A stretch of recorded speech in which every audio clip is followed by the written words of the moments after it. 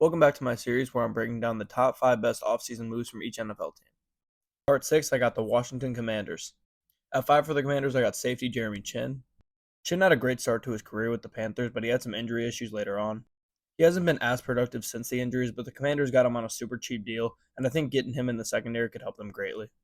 And if he ends up being anywhere near how he was at the start of his career, it's going to be a phenomenal signing for the Commanders. At 4, I have Dorrance Armstrong Jr. I really like this pickup for the Commanders after they traded away both of their edges at the trade deadline. And Armstrong has had 8.5 and 7.5 sacks the past last 2 seasons. And on top of all that, you get to get him from a rival.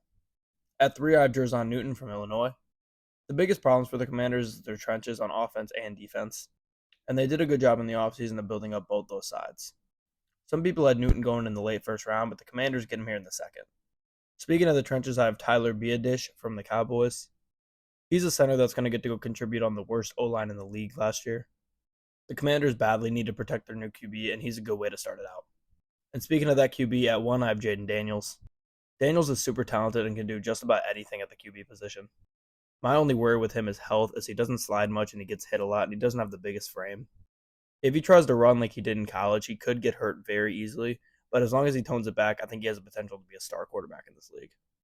Overall, the Commanders still aren't going to be a great team, but they had a pretty good offseason in the draft and free agency. Comment what team I should do next.